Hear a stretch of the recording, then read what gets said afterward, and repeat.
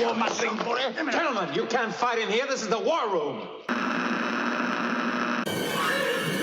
Here's Johnny.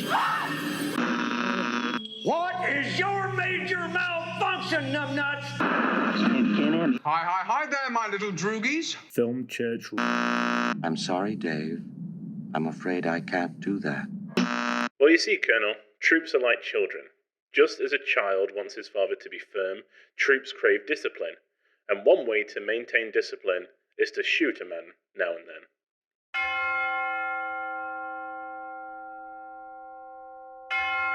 Hello, and welcome to Film Church Radio, the podcast that treats cinema like a religion. It's Sunday. I'm Brandon. And I'm Lewis. And we're here to talk about movies. Each week, Lewis and I alternate picking a film for both of us to watch and discuss. But this week, we continue our 2023 director retrospective on Stanley Kubrick.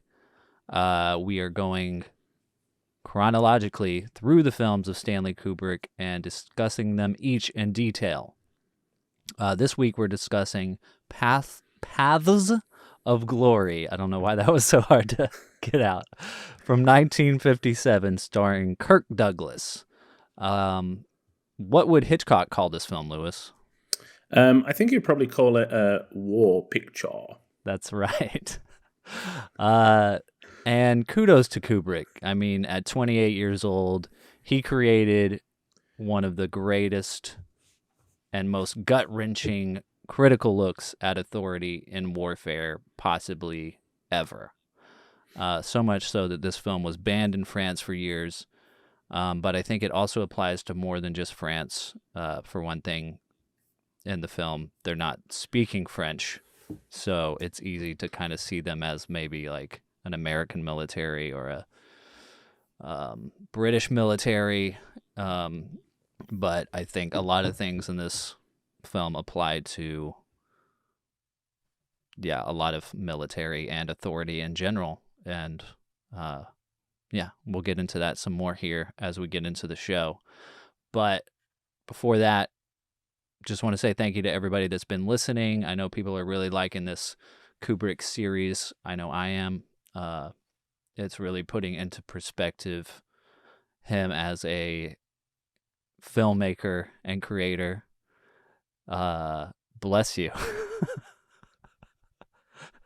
A lot of these films, a lot of these early films of Kubrick's we haven't seen, and it's really helping to frame, who he was as a person and a filmmaker. He was always a mysterious person throughout his life. But thank you guys for listening. Please, hit subscribe if you like the show so you get notified every time we post episodes. But it's always on Sunday, so you can always be sure that we're going to be there every Sunday morning with a new episode of Film Church. You can find us on social media platforms at Film Church Radio, where we post extra content and little clips from the show and fun stuff. YouTube, we've got some extra content, so please give us a follow on there. And it's those Dallas allergies.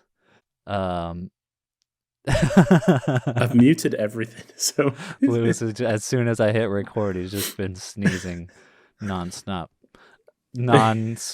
We've had some ghosts in the machine for this recording, so of course that's when my allergies would kick in, because it's 21 degrees, so of course my allergies would kick in. That sounds about right. That works out. So anyway, thanks everybody. And before we discuss a film, we always do a little discussion of other films we've been watching this week, kind of like trailers before the feature. So we're going to do that now. So what's up, Lewis? What have you been consuming film-wise other than Kubrick? Yeah, good question. I've been going back to Spielberg a lot. I mean, Fabelmans has been, was my favorite film of last year, and I've watched it a few times now. So I'm going back and watching some ones that I haven't seen for a long time. And that includes at the moment the Indiana Jones trilogy. Started with Raiders of the Lost Ark, which I hadn't seen for maybe 6 or 7 years, like quite a while. And it's amazing. It's so good. It's so fun and like action packed. There's not a lot I think that I can say on it. Harrison Ford, he just. I said to Chelsea, it's so ballsy that Spielberg just knows that he's iconic from the out, like from the off. Mm-hmm. It takes a while for him to be revealed, and then you get the big, the ball sequence, and there's like the silhouette of the sun where he's like wearing, he puts his fedora on, and I'm just like, this is to know that he's going to be iconic before the films even come out. It's incredible. And then we watched Temple of Doom, which I tweeted about because I see a lot of people say that it's like the weakest of the trilogy, like the original trilogy. I don't think that.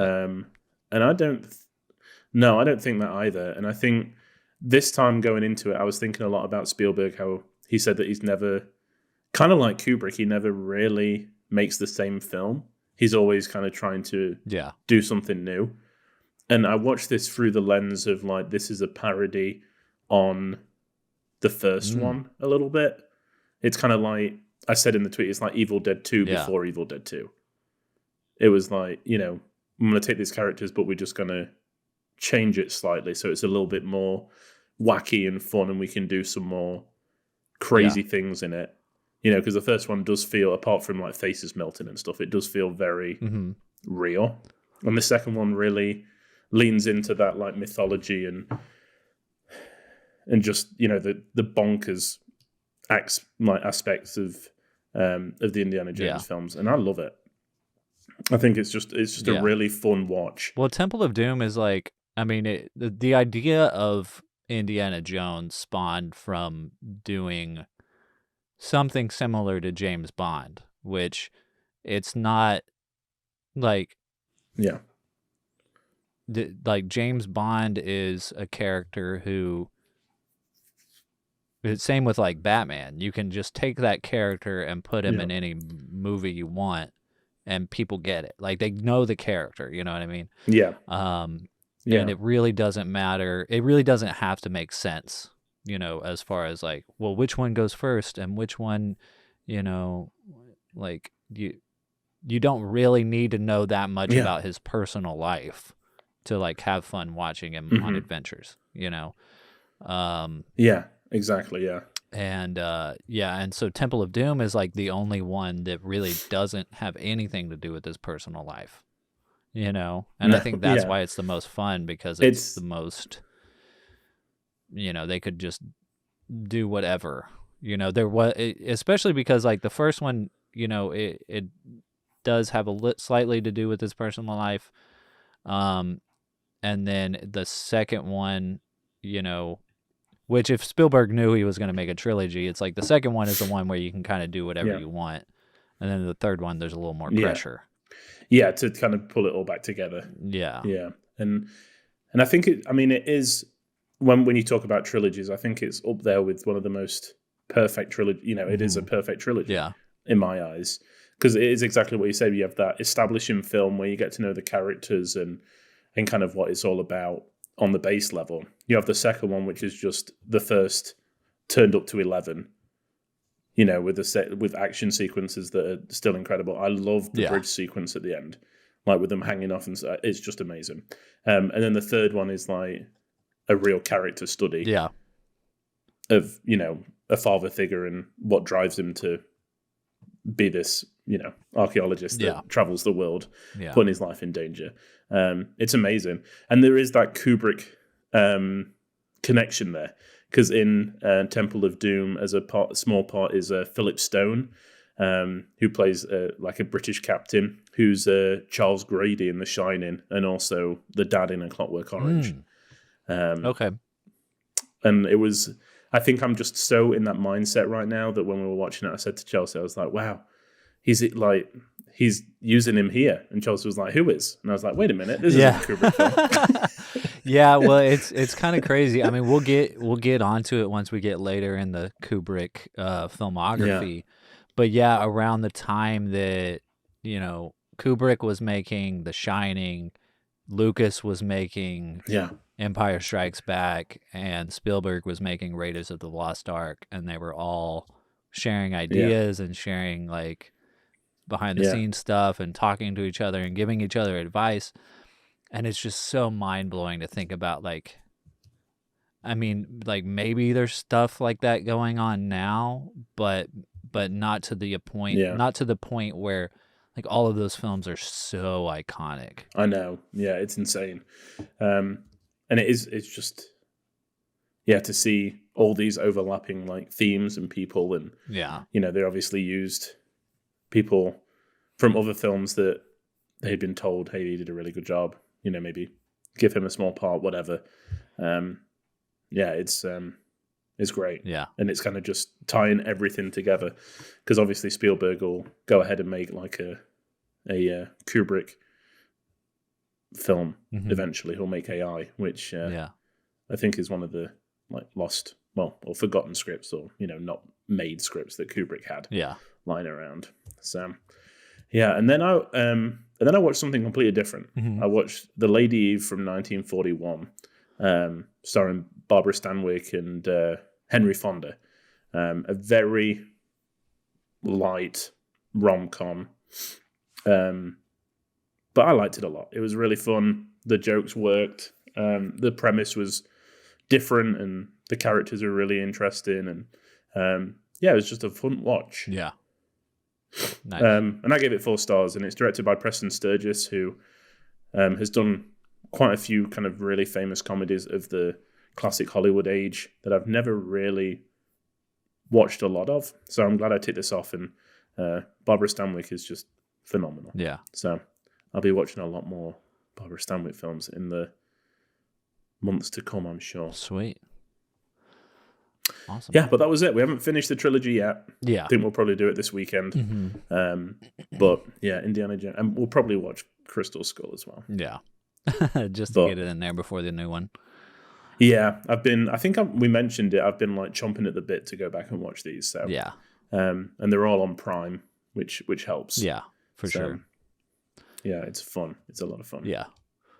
What have you been watching? It's been kind of a light week movie-wise. I have watched some other TV things, which I might get into here in a bit. But the movie I watched was You People, the new written by Jonah Hill film, written by Jonah Hill and Kenya Barris, and directed by Kenya Barris. And it also stars Eddie Murphy, Lauren London, and Julie Louis-Dreyfus. I had been kind of highly anticipating this movie ever since the first trailer came out, and I wish that I hadn't seen that second trailer. I know that you had mentioned like, hey, have you heard about this new movie? And I was like, yeah, I saw the trailer like a few months ago or whatever, and I didn't realize there was like a new trailer out, and then I saw the new trailer a few times. Yeah, I wish I hadn't seen that new trailer, because most of the good jokes are in that second trailer. Oh, dang. Yeah. Yeah. And I did like the movie a lot. Like it's really funny. It's very relevant. It's one of those movies that tackles like some like very culturally relevant issues. The way that it kind of resolves them is a little what's the right word? It's a little optimistic. Okay. Know? Yeah. Which is good, you know, I don't want to be pessimistic about these issues. I think there is hope for the future.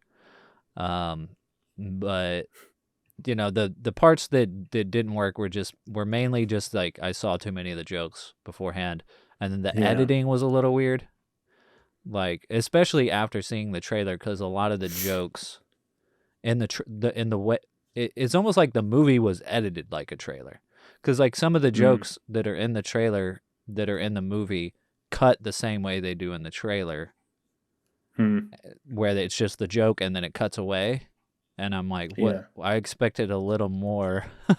Like, because, in the trailer, you're like, oh, that's going to be a good scene. And then you see the scene, and then immediately it's just what it was in the trailer.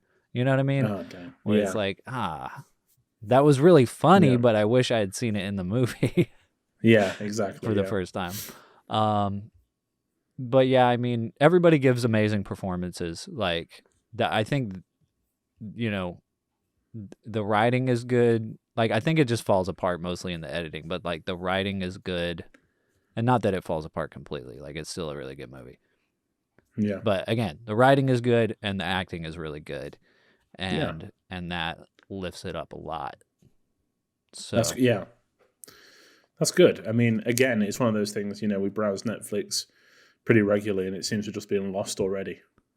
yeah, and it did have like a one weekend that it was out in cinemas, and I saw it that it was out, and it was the same. Well, I didn't see it in cinemas, but I saw that it was in cinemas. Yeah. And I was like, it was the same time that I was wanting to go see The Whale, and I almost went to see You People instead of The Whale because I really wanted to see it. I was like, this will be fun to see in theaters. I know it won't be in for very long, but I opted to see The Whale anyway, and I don't know how much it would have changed my experience, but I wish it had.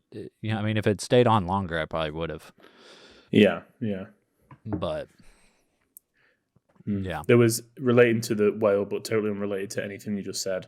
It just made me think of it. There was a very funny tweet that I saw the other day. Do you know how there's the trend of taking a certain person and being like, if this person was in the Oscar nominated films for Best Picture, and it's just like a scene that relates to the filming somehow, like Top Gun Maverick, it's whoever that character is talking about planes or whatever. Yeah. Somebody did it. It was like if Brendan Fraser's character in The Whale was in every Oscar nominated, film this year, and it was just the same image that they've used for all the promotional campaign of the poster for every single film, and I found it very funny. I don't quite understand what you're saying. I'll have to find it and send it to you. We'll have to retweet it because it was very funny. Yeah. It's hard to explain. I don't know. Yeah, I'm butchering it. It's not. It's okay. It doesn't do well in translation. Yeah. But it was very funny. Post it on the Film Church Radio Twitter. So that way if I find it, it was probably lost to the algorithm now. But we'll do. You People is one that, I think will be a good Chelsea and I film to watch because it seems, it's a comedy and it's light and, happy ending. Yeah. By the sounds of it, not to spoil it, but I mean, it's a rom-com. At the end of the day, it's a rom-com, and it's basically like Meet the Parents. Yeah. Oh, cool. Yeah. And I do like Eddie Murphy. I'm glad that he's back and doing things. Yeah. So did you see? Did you see his Golden Globes acceptance speech? He got like I forgot what the award was, but it was like a special award, not like lifetime achievement, but it was something like that. And he gave and his tips for making it in the business. Yeah. It's just so I was about to start writing these down. I was like, oh, this is good advice. And he got to the last one, and I was like, oh, yeah. Okay. It's nearly a year since that happened. Yeah. Yeah, this is going to be an interesting Oscars. Yeah, I don't think definitely. I don't think Will Smith's going to be there. Yeah, I wonder who they're going to have present Best Actor for him. Yeah. I don't know. Chris Rock. Can you imagine? Well, see, I would if they, I don't know if they'll get on good terms at any point, or if they ever were in general. But I mean, the best thing for the Academy would be those two guys walking out on stage together and presenting, but that's not going to happen. No. The Oscars.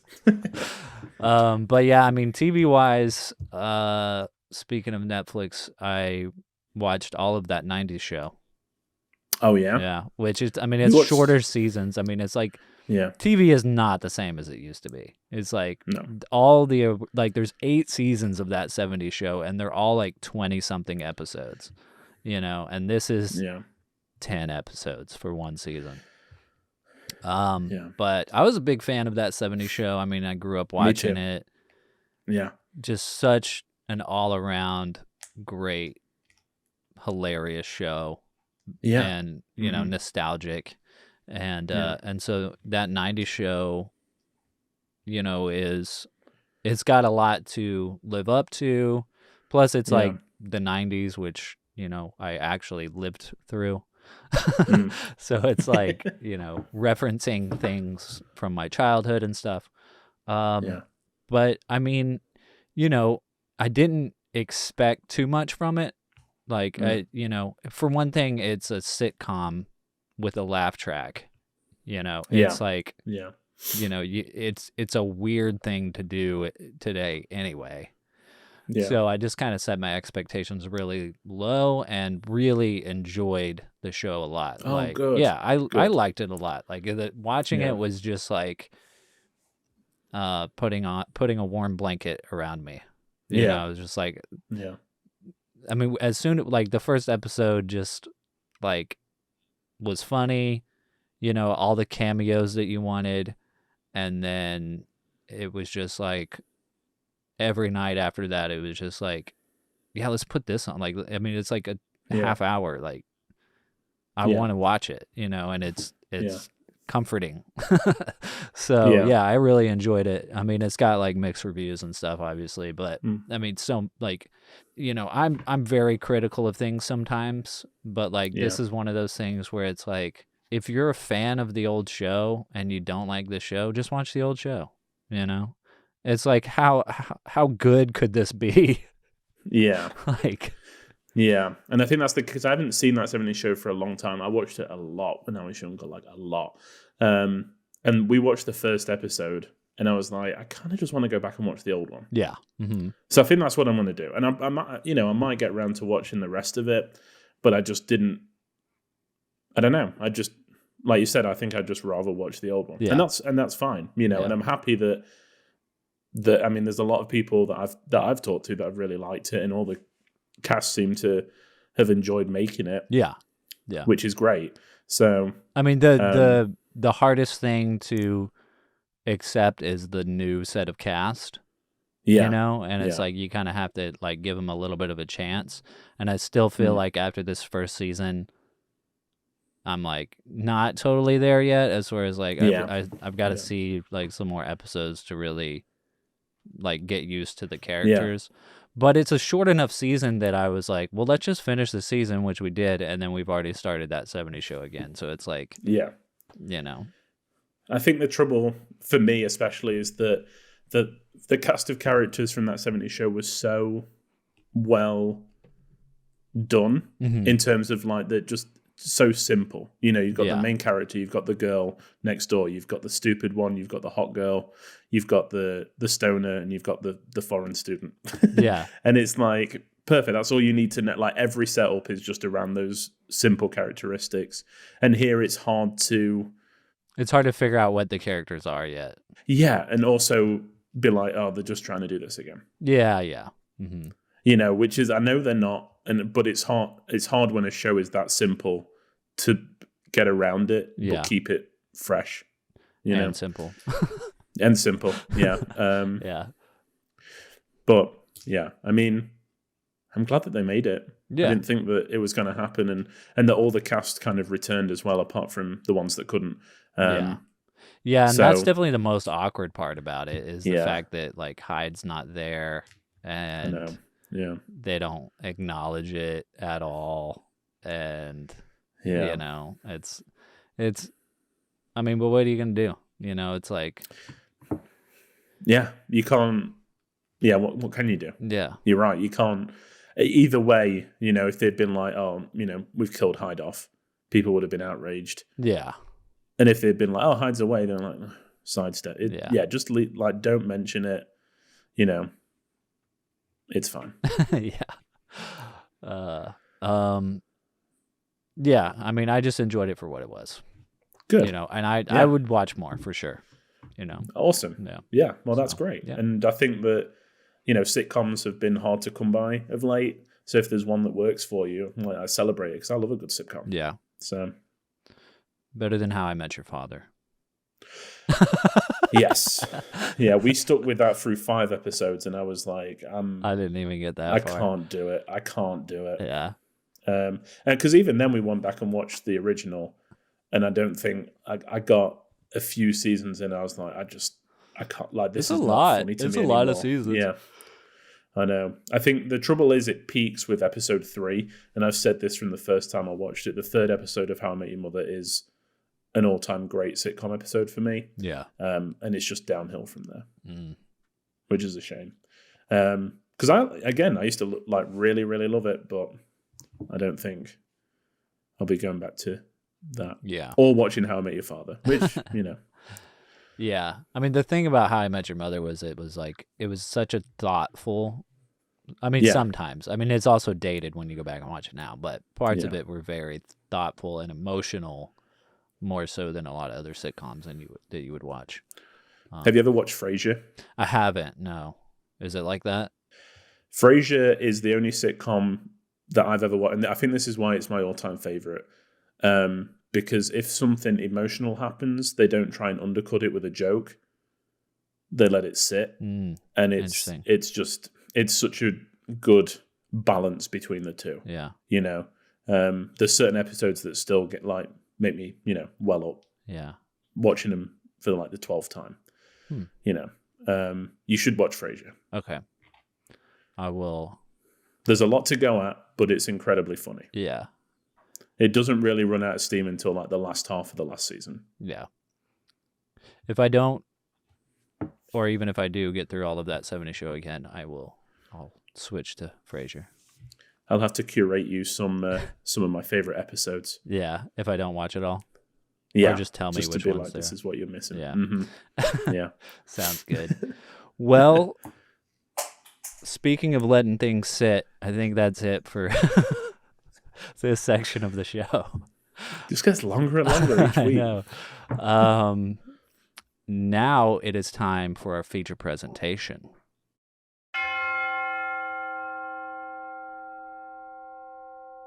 Paths of Glory, 1957.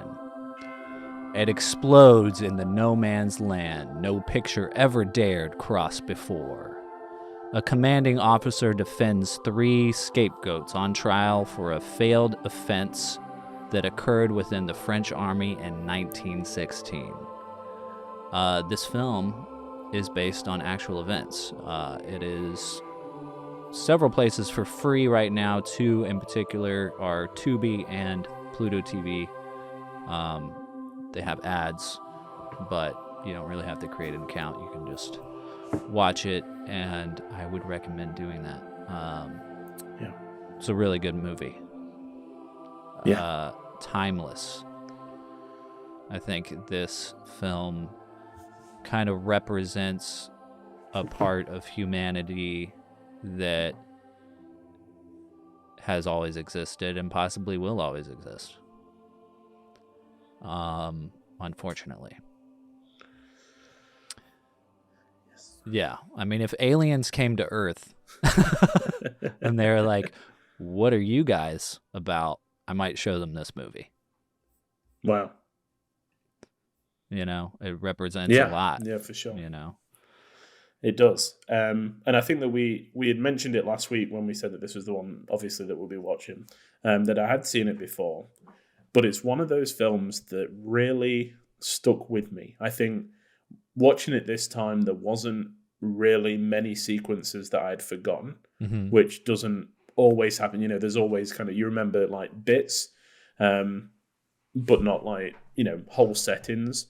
Whereas I could vividly remember the trenches. I vividly remembered the scene, the court-martial scene, the execution scene, and then the ending. All those the big set pieces. Yeah, I vividly remember. And I think that speaks to the magnitude of this film, and what it's saying. Yeah, because it really kind of stays with you. Yeah.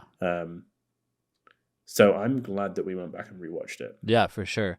Yeah, it was interesting because I think for me, the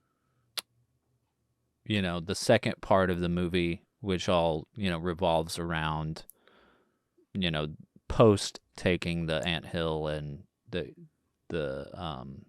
trial and the execution and all of that stuff.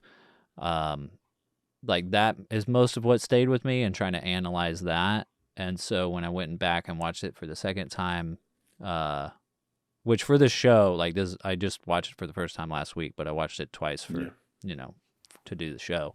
But yeah, going back and watching it the second time, I almost forgot how big and intense the trench and the battle scenes and the no man's land scenes, how much of an actual like war epic those scenes were.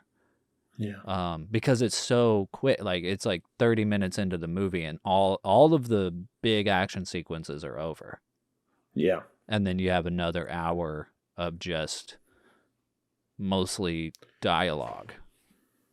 Yeah. Yeah, and emotions and just themes that I love, which I'll keep banging them on about that on the podcast. Religion and faith and just questioning one's place in the world and kind of what it means to be a human. Mm-hmm. All these huge questions are tackled within the last 45 minutes. Yeah. Yeah, it's kind of crazy to me that this was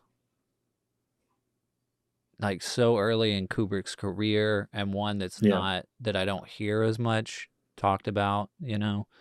Mm-hmm. And yeah, I mean, it's just an absolute classic. Yeah, it really is. Not his first war picture, not his last. Yeah. Obviously, Fear and Desire, and then we go through this, and we get Spartacus, which is a war film. We get Full Metal Jacket as well further down the line. But I think the setting of war and soldiers, there's a lot that can easily be communicated to us, without having to do that. I don't want to say heavy lifting, but without having to do a lot of exposition. We know that the First World War was very rough, and that a lot of people died needlessly, and that conditions were absolutely appalling.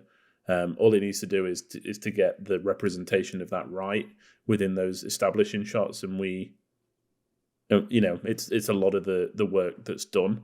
I think where you can see him grow as a filmmaker from Fear and Desire is that this tackles similar themes, but it's done on such a higher level. The artistic touch is there, whereas in Fear and Desire it was really, it was really bland. There were some elements that really, really were good, but here it's like the whole film is so brilliant. Yeah, it's amazing how quickly he kind of stepped into, I don't know, just learning from his failures.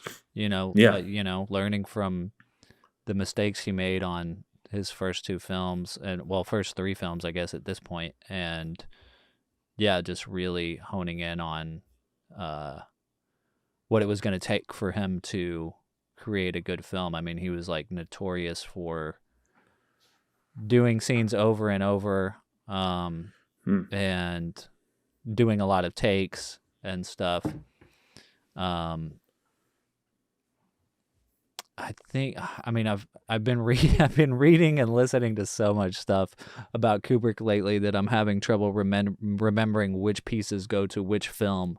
But wasn't this a film where somebody he was doing a take and somebody blew up on him? It was like, you're unprofessional, you're an amateur, yada yada. Yeah. And he was like, okay, well, we still need to do one more. And I know you can do it because you're good. So we're going to do another now. A lot of, I think I've read that same story in relation to this as well. And I think that a lot of people said that that's when he really became like a director, because he not only did he not back down. We talked about this a little bit on The Killing last week with the cinematographer. But not only did he not back down, but he also got what he wanted out of it. He let them vent and calm down, and then he did it again. Mm-hmm. And I think that was a theme I think that now that the budgets are bigger, he knows that he's getting more exposure. It's not just going to be, distributed out to independent theaters and stuff like that.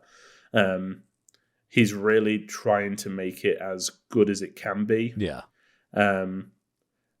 And he's doing that by trying something different. I mean, there's a lot of shots in here that are very prolonged. When we're moving through the trenches with everyone, it's just like one shot, which he's famous for. When we're doing the attack on the anthill, it is that one continuous tracking shot across the battlefield. Yeah. These were not normal things. We think that they are now as viewers because we see them all the time. Yeah. We see these prolonged, there's films that are quote unquote one take that have been made, but this is just so out of the ordinary for the late 50s. It's incredible. Yeah. And it just shows how much how hard he's working at to make this as good as possible. Exactly. Yeah. I remember hearing in a early interview with him where he was talking about film and how like the invention of TV or the popularization of TV and like contributed to the lowering of standards because like entertainment companies could make money now on just like cheap jokes and cheap just throwing content out. And same with movies. I wonder what that's like. Yeah. And then the same with like movies too, is like, the standards have been lowered with movies and he went the opposite. He decided to go the opposite way. Now he was like, I'm going to make really good stuff. That's going to stand out from other things. And yeah, I mean, at this point he had made 3 features, none of which had made any money. I mean, even as this is his second Harris Kubrick collaboration, which Harris was his producer on The Killing and now this and neither they still hadn't made any money yet, but the studio gave them another chance, but then they quickly got fired because they wanted to work on this and the studio was like, no, war movies are not going to make any money. And luckily they got the attention of Kirk Douglas, who was able to kind of secure the financing for them. And then what's the production company? Yeah, it's Douglas's production company. Yeah. Because I know that, that it did ruffle some feathers because while it was that production company, Kubrick kept putting up signs around the set saying, a Kubrick Harris production. That's so petty. I know, yeah. Bryna Productions. Yeah. And I think Douglas got a little bit annoyed about that. Yeah. But it almost didn't happen. I mean, Douglas had seen The Killing that year and was like really taken with it. Really wanted to like be a part of Kubrick's next film. But he had a play lined up and they were kind of under pressure, Kubrick especially, to get a film started with star power. Yeah. So they kind of moved on from Douglas. They were like, okay, maybe, in the future if something comes up. And they were trying to actually get Gregory Peck for a while. Oh, okay. Yeah. To play Dax. And then all of a sudden the play that Douglas was doing kind of like got moved and he became available.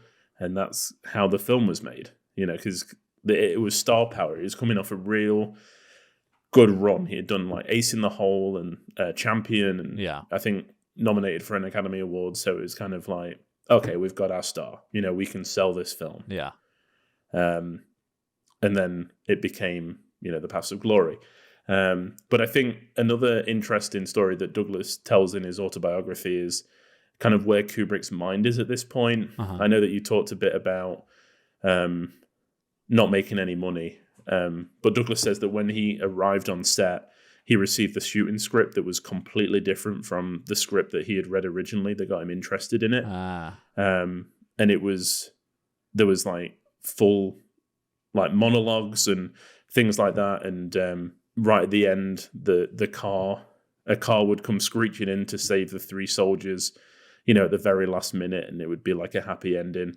And he called Kubrick in and he was like, did you write this? And Kubrick was like, yep, I rewrote it. And Douglas was like, what? Why would you change the original script? And Kubrick said that he did it because he wanted to make it as commercial as possible. He wanted to make money. And Douglas was like, I am not making this. Like, we go back to the original shooting script or I'm not doing this film at all. Wow. So they went back to the original shooting script. Wow. Well, thank God, because Yeah. can you imagine if Kirk Douglas had not and Gregory Peck stayed on in this movie and they made that script? It'd be terrible. Yeah.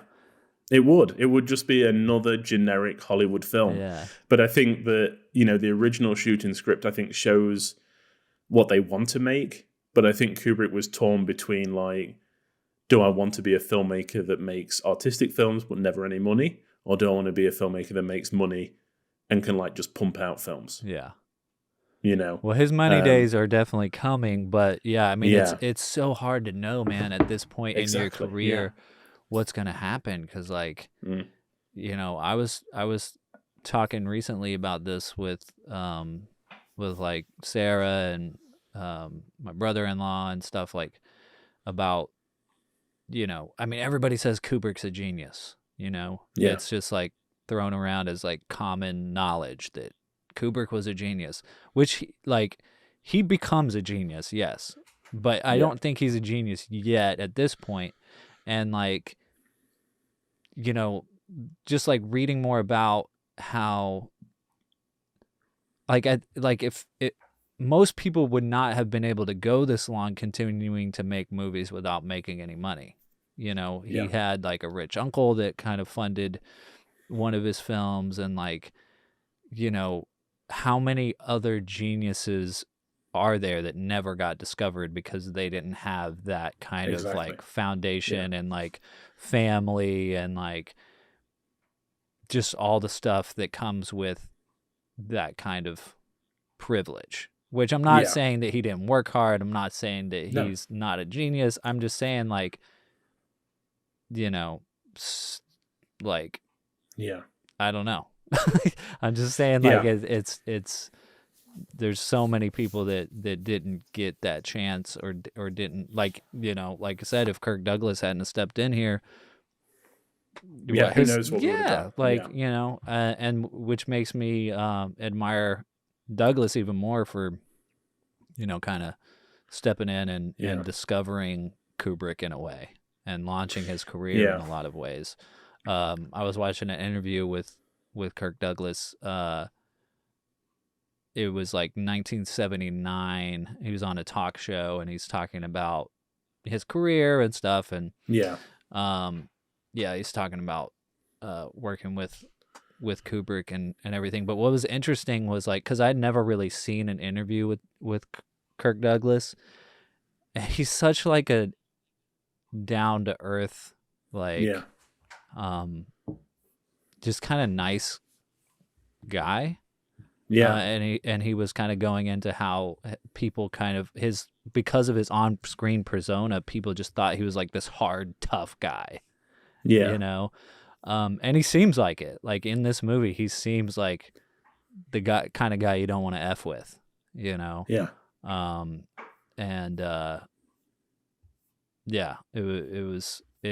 was really cool. Like I haven't seen him in a ton of movies. Like I think I've seen probably Michael Douglas a lot more, obviously, but it was just kind of cool to watch him just be himself a little bit.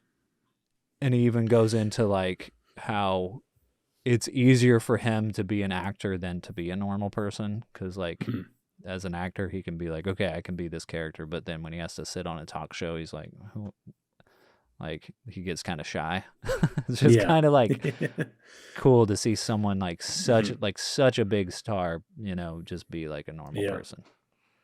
Yeah, and I think that like this is the point that makes the film work the most. I mean, the direction is incredible, but Douglas's center performance is phenomenal. Yeah, you would go into battle with him. Yeah. You would follow him to the ends of the earth as a leader, and also just his tenacious ability to kind of continue to keep trying to save these soldiers' lives. He doesn't succeed, but I don't think that that's a comment on his efforts. I think that's more a comment on the on the politics of it. Yeah, exactly. Yeah, I mean, he's like stuck in a position where he's, got. Well, what I found, something I noticed the second time is his direct superiority is like a drinker. Like they don't see him drinking all the time, but he's like always like there's a couple of scenes where he's like cognac or whatever.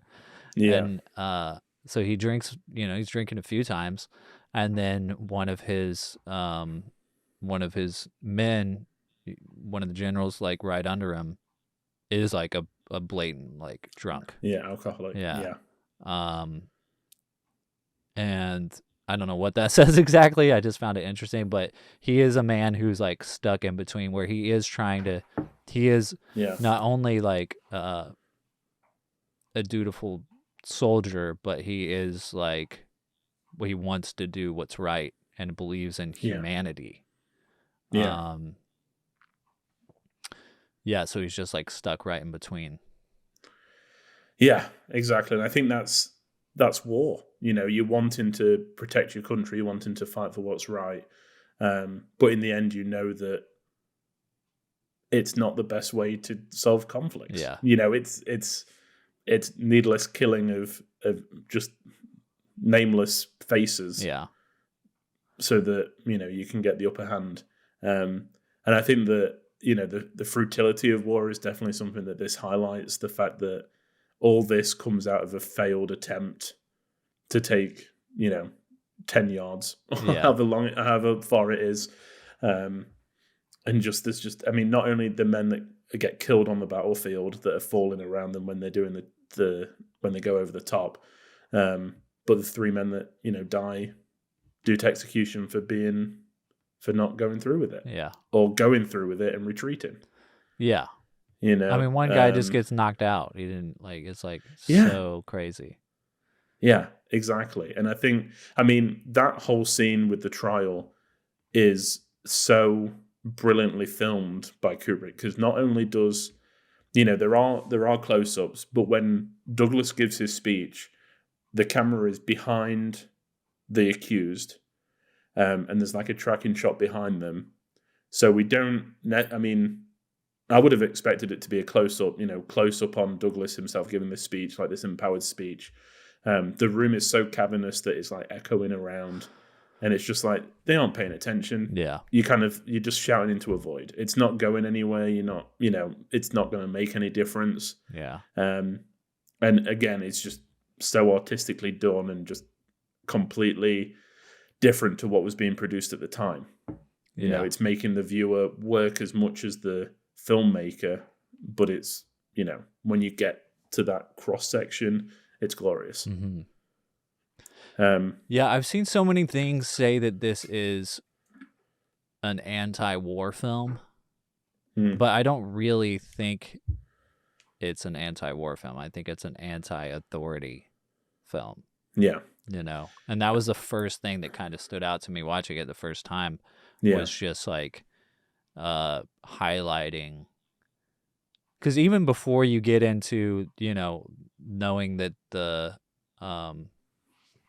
main general is a complete idiot, General Paul Miru, or however you say his name. I'm so bad with saying names on this show.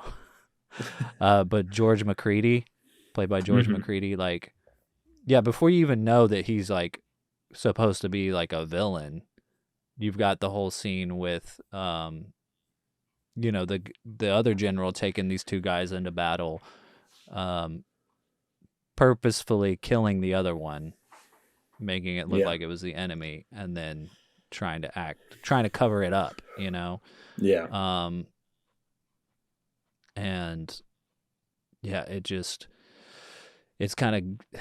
it's so in your face and gut wrenching, and I can see why. And this is what, 1957. So like, I feel like being critical of the military is become something that's easier to do nowadays, with the internet, I think, and stuff. But like at the time, I can imagine that a lot of people hated this movie, and I don't know. It's like, even Americans, I can see that they would just like hate this movie, even though it's like about the French, but like it's all mostly like American actors, so you can easily see this as like, I mean, you can just easily see this as any military, I think. Yeah. Yeah. And I think that it's part of Kubrick's life. He grew up in the 40s where the war was happening. And he's just like seeing the aftermath and kind of like, what are we doing? And that, and just that new sensibility. Whereas if you go back a little bit further, you think of John Ford and John Wayne films. It's kind of very heroic, and we're doing the right thing and all that kind of stuff. But this is much more like, it's not, I don't know. I guess the film does present like a certain perspective that this is obviously wrong, but it's not. But like I said, I don't think it's totally an war film. No, I don't think so either. I think, like we said before, with Douglas's character, you would follow him into battle. There's still heroicism throughout the platoon, or the regiment, or whatever we would call it. Also, it does a really good job of not letting us see any of the enemy. It's still kind of like the other, which is very creepy as well. And going back to what you said, my favorite sequence is where they go out at night on the night patrol. That whole thing is incredible. Yeah, it's very intense.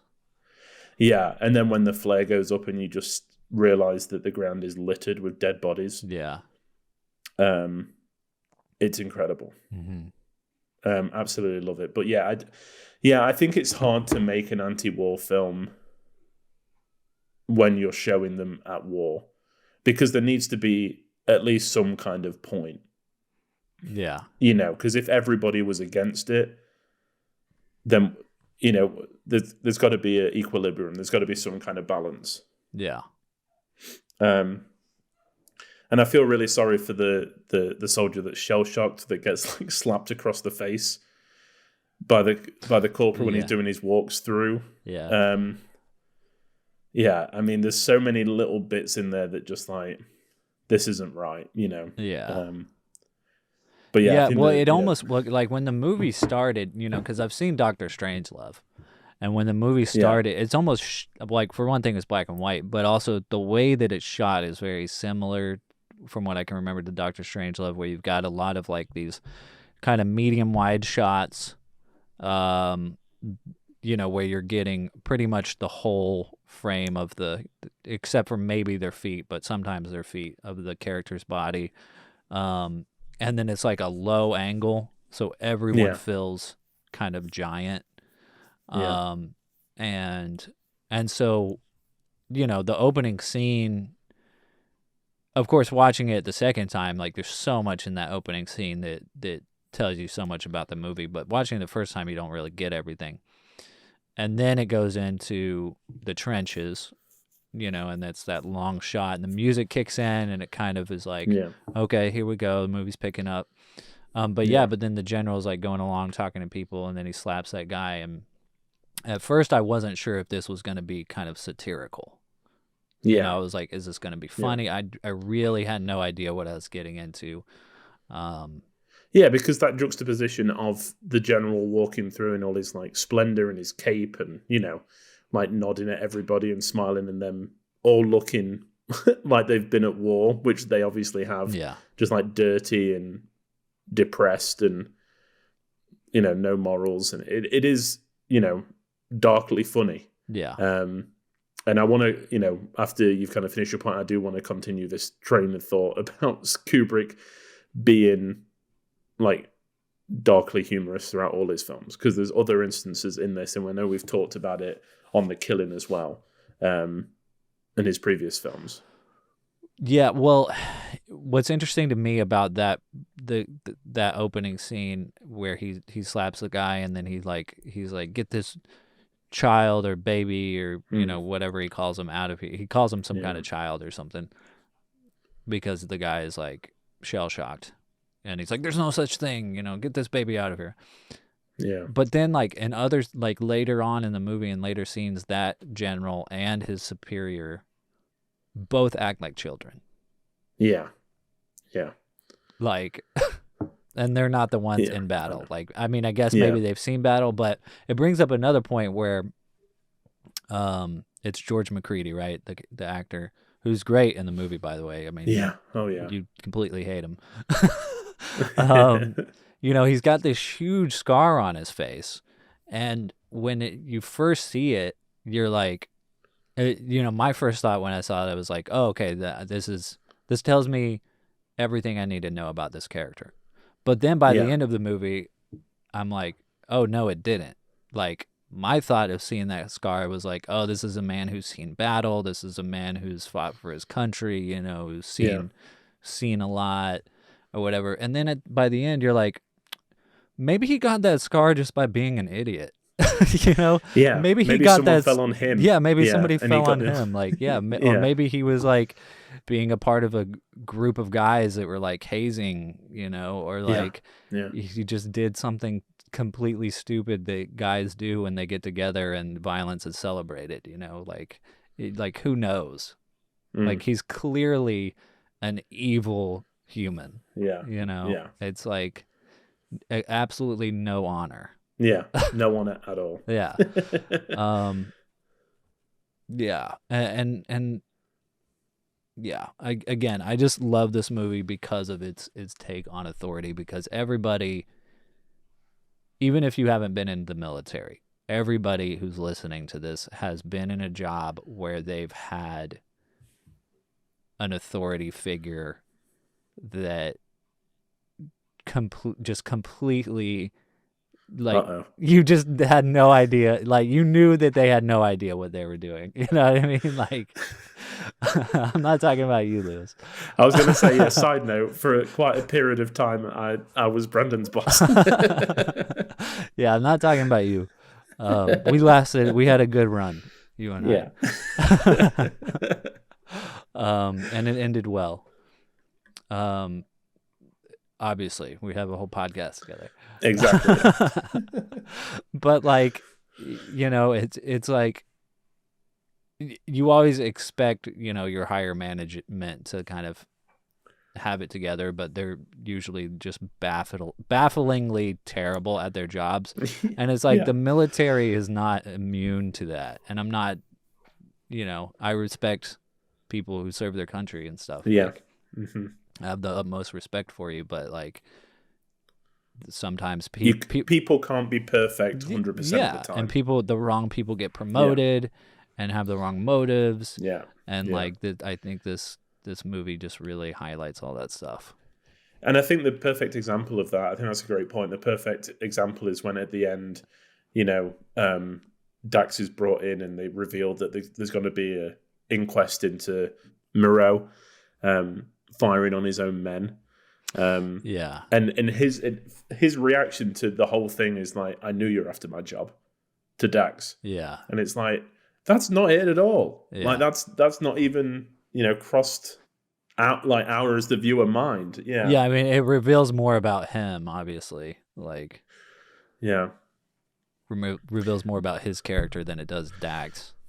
Definitely. Yeah. But coming back to the darkly, just sadistic nature of it, I think the way that this film's structured is really playing with your emotions as a viewer. Because it's not ever like made clear, that they are definitely going to be shot. Yeah. We don't get the verdict, we just hear it from the other soldiers, and there's always that belief that something's going to come and save them. And it just keeps us kind of like far enough away from the carrot that we're still chasing it. Yeah. And then when it happens, it's even more crushing. Yeah, exactly. Because it's just like, ugh. Well, I think that's probably what makes the film work so well.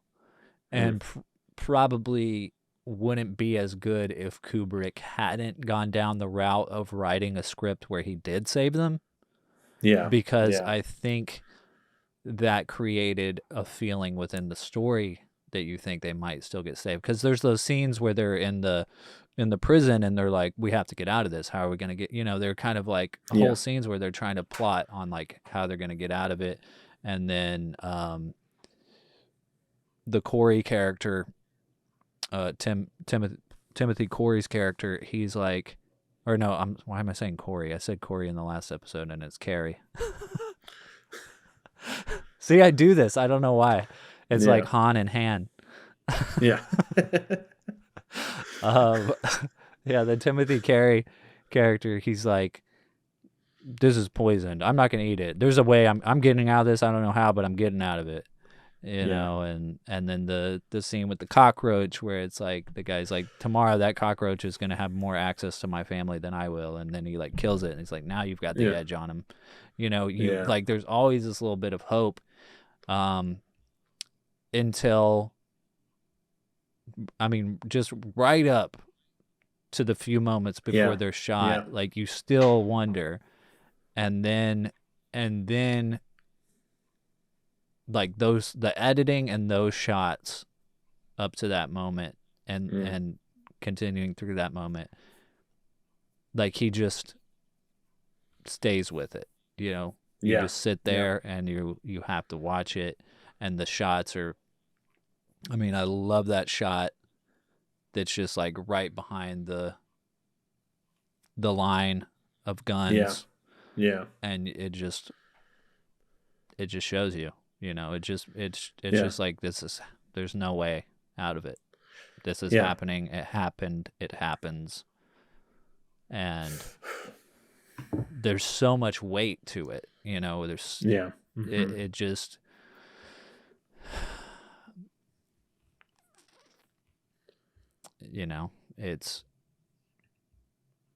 it really makes you deal with the reality. Yeah, exactly. And I mean, even it's so, like, again, it's the ridiculousness of it, really. Joe Turkel's character, Pierre Arnold, who is knocked out, pretty much on death's door. They save him, and then they say, when we take him to the firing squad, we're going to have to like wake him up so that he can face it. Yeah. And it's just like, why? Like, this is so, why did you save his life just to kill him? Yeah. It's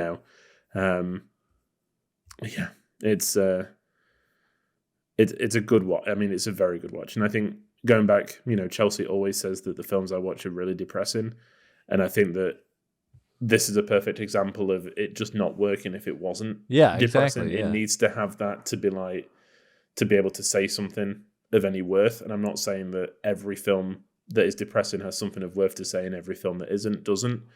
But for this, especially when it's like the brutality of war, it works. This is how it works the best in this way. Yeah, and I mean, I think the hopeful part of the movie is somewhat in the ending. I mean, it's still depressing, but like, I mean, all of the hopeful part of it kind of lies within Kirk Douglas's character, who not only does everything he can to save these men's lives, but he also does everything he can to place the weight of the guilt onto the people responsible for for ending these men's lives. Stated in the courtroom scene where he's like, to find these men guilty would be a crime that will haunt you for the rest of your lives. But then also to make the general who had a personal reason for choosing one of the soldiers, be the one to have to like tie them up and stuff. And he doesn't get, very easily, like in that scene where he's like, do you want to blindfold? And the guy doesn't even talk to him. He doesn't say anything. And the guy could have very easily, then he says, he says, I'm sorry. And the guy doesn't say anything. He very easily could have said, it's okay, or, something to like lift that weight. But no, he has to live with the weight of that for the rest of his his life. And I can imagine, I mean, as we know, like, warfare is horrible, and a lot of these guys do not come out of it okay, even if they live, like everything haunts them. But then also, just seeing that, okay, there is someone in there that cares about humanity, that cares about his men, and even up to the end where he could have gotten the promotion, he's like, screw you, no. And then the ending, which is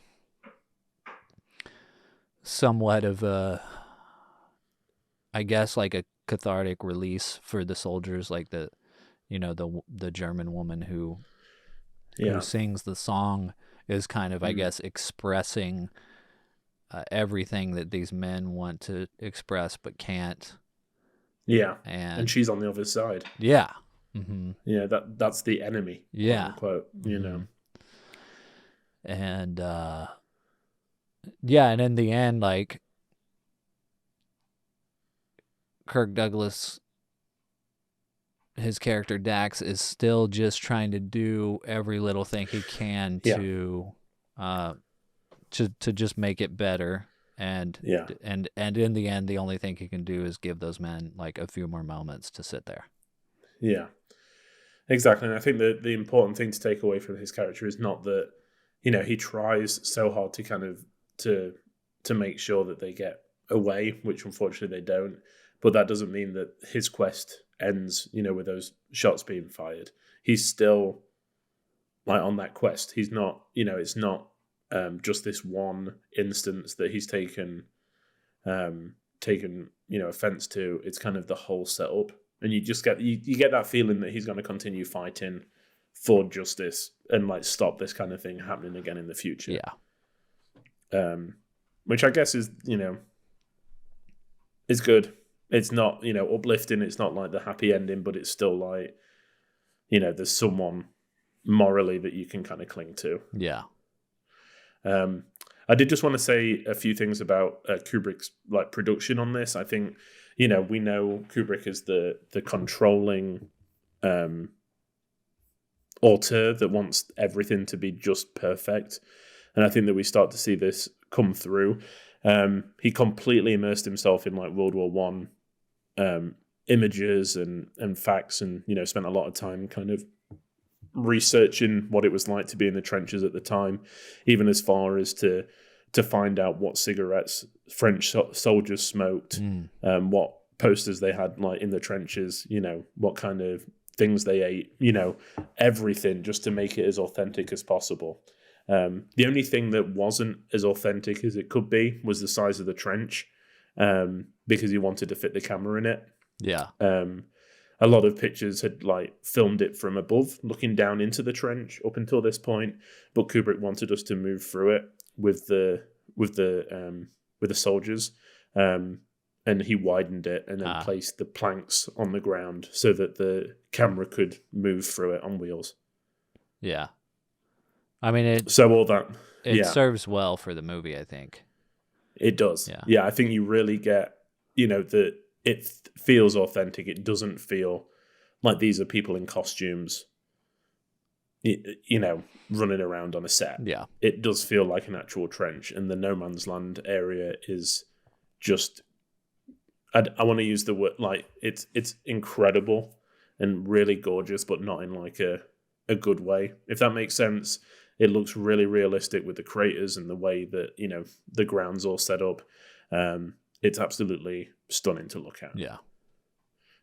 They got it, they got it bang on. Yeah. Yeah. And the only other, I mean, the biggest non-authentic thing for me is that they aren't speaking French. Yeah. Yeah. But I guess, especially for this time, you could not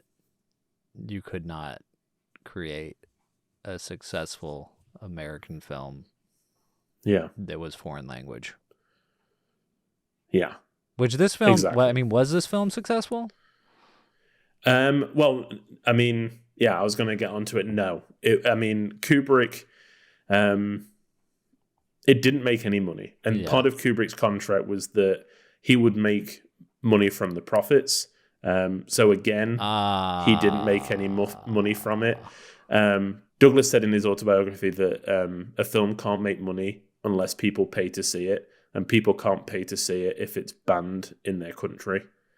Yeah. So, they went for the jugular in terms of the themes of the film and who they were going to like lament.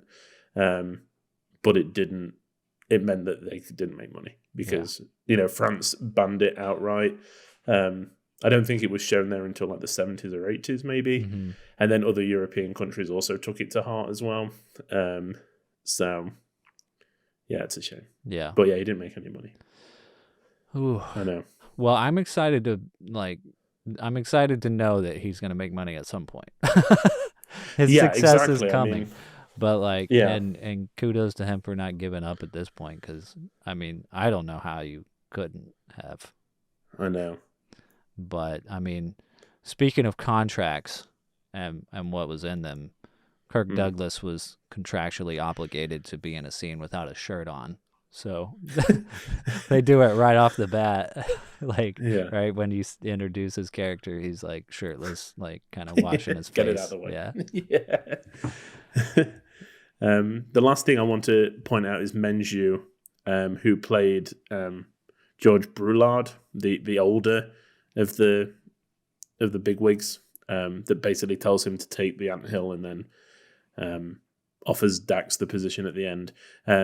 He spoke to the press around this time of this coming out about working with Kubrick, and he said, "The greatest director who launched me on my career was Charlie Chaplin. Stanley works more like him than anybody I've ever seen, and that is that the actor is always right and the director always is wrong. He'll be one of the 10 best directors when he usually... he'll be one of the best 10 directors, but it usually takes 3 pictures, so I guess it's the next one." He had forgotten, I think... About Killer's Kiss. Killer's Kiss and Fear and Desire, or just didn't know they existed because they probably didn't get a theatrical release. But he's bang on. The killing is amazing, and that's the third picture is that one where you're like, okay, this is a filmmaker emerging now. Yeah. He's right. Yeah, for sure. For anybody out there listening, just remember. It's like that though with people. People don't know about all the other stuff that people do. You know what I'm saying? It's like usually when something comes out, like when someone blows up, they're like, "Oh, they came out of nowhere." Yeah. Like they have no idea how long and hard that person has been working, and it's like, yeah, just take that into consideration that this is number 4, and it's gonna be 5 maybe. Yeah, it sets them off. I don't even know if Spartacus is the one, but you'll find out next week. Also, something cool is the German singer at the end. Most people probably know this is Kubrick's wife, Christiane. Yeah. Who was German, and her uncle was someone who made a Nazi propaganda film, and Kubrick is Jewish, so it's kind of cool that they found each other and made it work and were together for so long. Until the end of his life. Yeah. Kubrick. Yeah, he had even considered making a film about the Holocaust and tried to get it made and stuff, and unfortunately it didn't happen. But that would have been interesting. I wonder. I don't think it would have been a good watch. Yeah, it would have been super depressing. Yeah, but yeah. Yeah. Hey, they're my favorite type of movies. Yeah. Yeah, well, yeah, it's crazy that guy kind of knew that Kubrick was going to be as big as Chaplin. That's... I know. Yeah. I guess, when you work with the best, Yeah, it must have, he must have seen the way that he's just got the full vision in his head, because I don't think Kubrick because Hitchcock was very much about storyboarding it out.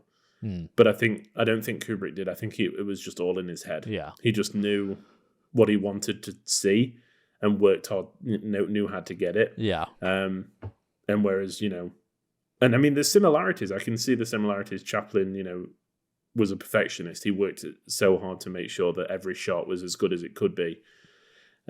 Just reworking until he got it right. Yeah. And I think that's, he probably saw the same with Kubrick. Yeah. Amazing. Yeah. Well, do we want to rate the movie? Yeah. I feel like I could talk about this movie forever. I've got so many things. I know. But... Yeah, it's hard to just, be like, okay. Yeah. Well, actually, I already saw your rating. Sorry, on Letterboxd. Well, that was the rating from the first time I watched it. Oh, you re-rated I haven't changed it. I kept it on. Yeah. So when was the first time you ever saw this? So it was part of a DVD collection, obviously, that everything is, that I, bought a long time ago. The first time I watched it, let me pull up the date, because the good thing about Letterboxd, it tells you the exact date. April 2017. Nice. So, yeah, 5 years ago. A little bit more. Yeah. And I think, blown away by it then. Couldn't believe that this early Kubrick was as well made as this. Yeah. And then doubly blown away this time, I think. So I think for you to jump in straight away, I think you're going to rate it 5 stars. I think you rated it 5 now. Yeah, I did. Yeah. Yeah, I rated it 5 as well. Yeah. Yeah. Completely incredible. I mean, everything, I just haven't been able to stop thinking about it. And just the way that it's handled is so well done. Yeah, I just love it. I think it's incredible. Yeah. Which brings me on to a question that I think I'm going to be asking you every week.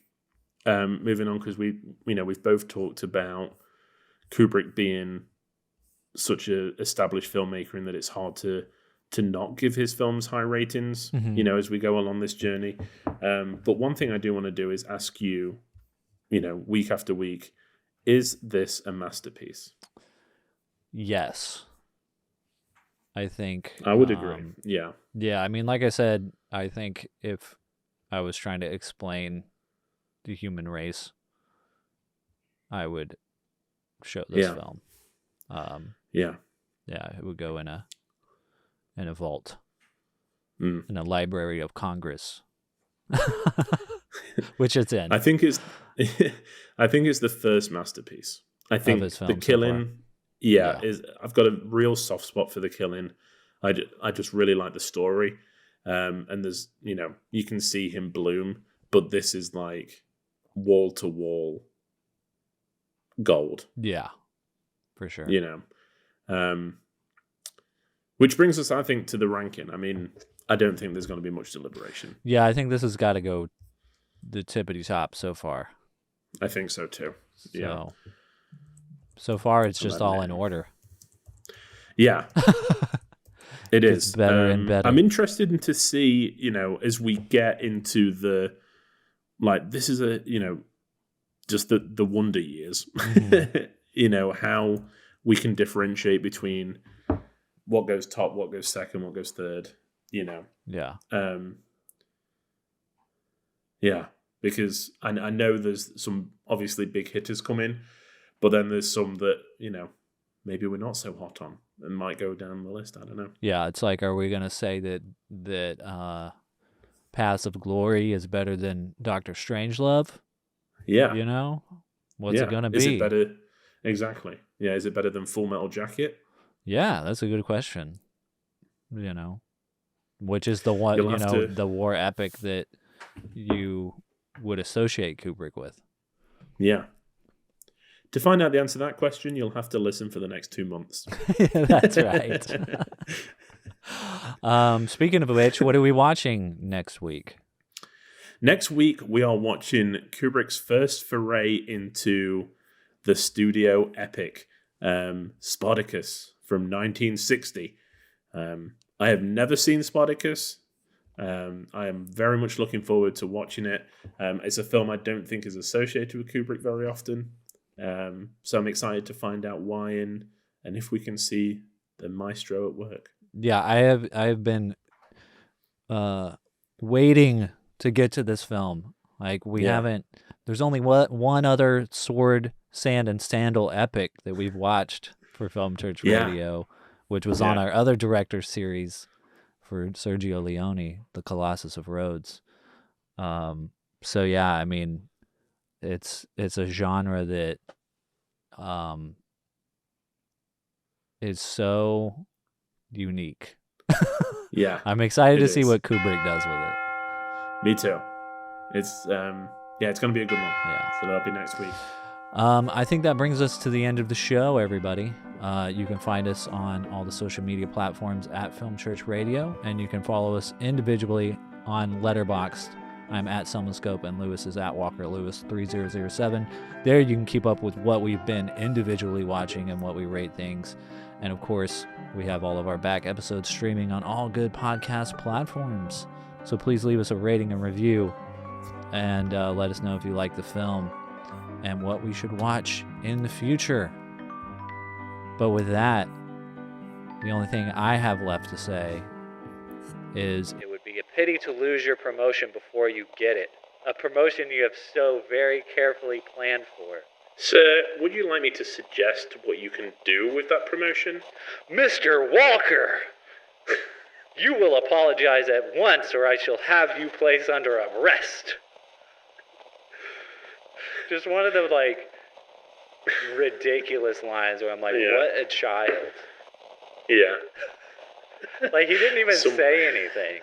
And he's like, I'm going to have you arrested. Somewhere Kirk Douglas is shaking his head at my performance of his lines. Nah, it was good. I believed it. All right, everybody, go say some film prayers, pray to the film gods, and see you next week. Amen. Amen. Bye. Peace.